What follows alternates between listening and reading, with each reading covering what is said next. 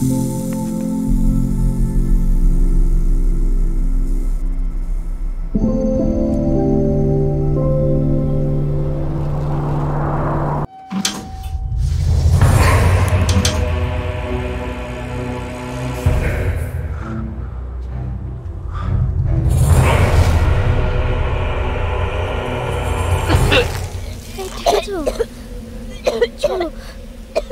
চলো চলো।